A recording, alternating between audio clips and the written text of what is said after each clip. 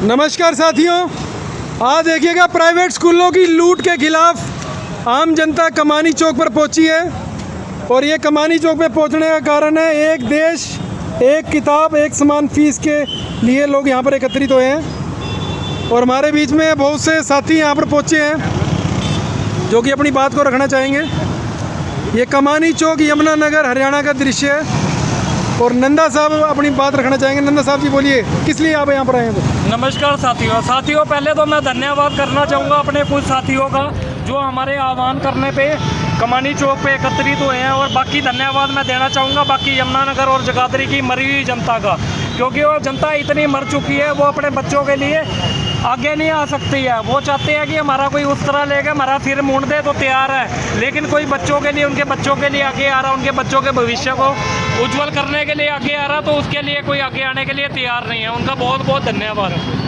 तो आज हम पहुँचे हैं एक देश एक किताब एक समान शिक्षा का मुद्दे को के आंदोलन को लेके जनता को और अपने देश के और मंत्रियों और संतरियों और बड़े बड़े सांसदों को जगाने के लिए, जो कि गहरी निद्रा योग निद्रा में सो चुके हैं। और इसका सबसे बड़ा कारण है हमारे जो ज़िले के शिक्षा अधिकारी हैं, हमारे डायरेक्टर साहब एलिमेंट्री ऑफ एजुकेशन पंचकुला में बैठते हैं, जो इतने बड़े भ्रष्ट अधिकारी हैं जिनको ये किताबों की लूट, महंगी फीसों की लूट और स्कूल वालों ने जो गोरख धंधा बना रखा है महंगी फीसों के नाम पे, एक्टिविटी चार्जेस, फूड चार्जेस के नाम पे लोगों के गले काटने का।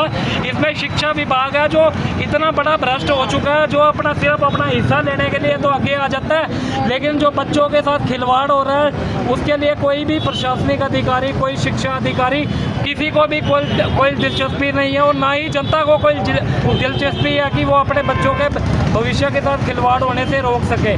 मेरी जनता से अपील है, जो आज की हमारी शिक्षा का स्तर है वो बहुत नीचे गिर चुका है। आज की शिक्षा सिर्फ स्कूलों में हाई हेलो की शिक्षा दी जा रही है, जबकि जो विदेशी कल्चर अपनाते जा रहे हैं, जो हमारे देश की संस्कृति है वो बहुत महान है। हमारे देश की संस्कृति है जो बिल्कुल विलुप्त होती जा रही है। स्कूलों में जो शिक्षा दी जा रही है विदेशी संस्कृति की दी जा रही है। आज कहीं भी आप धार्मिक स्थानों में चले जाओ, वहाँ पे विदेशी लोगों को देखो, वो हमारे देश के कल्चर को अपना रहे हैं। वो कि इस कल्चर को इसने अपना रहे हैं क्योंकि जो हमारा जो सनातन धर्म है वो बहुत महान है।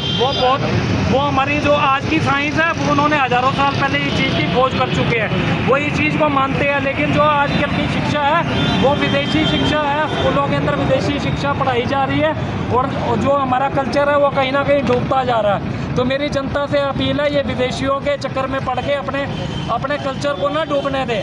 मेरी जनता से अपील है, आज हम पहुँचे शिक्षा के मुद्दे के ऊपर, जिसके अंदर बिल्कुल दीमक लग चुकी है। और ये जो भ्रष्टाचारी अजगर है, जैसे कि शिक्षा अधिकारी हो गए, जो बड़े बड़े स्कूल है, जो किसी गरीब आदमी पे इतना भी रहम नहीं करते कि किसी गरीब आदमी को उनको तो वैसे ही फ्री पढ़ा देना चाहिए।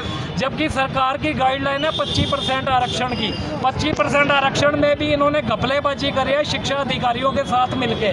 जैसे मान लो किसी स्कूल में 50 सीटें आरक्षित हैं, उसमें से भी वो 4-5 सीटें दिखा रहे हैं जिसके अंदर शिक्षा अधिकारी सारे मिली भक्ति के साथ उनके साथ साठ गांठ के साथ ये डाटा सरकार को दिखा रहे हैं, जिसमें से 5-6 सीटें दिखाई जा रही हैं। और 5-6 सीटों में भी गरीब आदमी को पढ़ाई करने का हक नहीं दिया जा रहा। क्या किसी गरीब आदमी को, किसी रिक्शे वाले को, किसी आइसक्रीम बेचने वाले को, किसी सब्जी बेचने वाले को अच्छे स्कूल में पढ़ाने का अधिकार नहीं है क्या? ये भारत देश है, बहुत महान देश है। इस देश में बड़े बड़े क्रांतिकारियों ने अपने देश के लिए सारी कुर्बानियाँ दी है। मेरी जनता से अपील है, कृपया जागरूक हो और अपने बच्चों के भविष्य के लिए आगे आए। मैं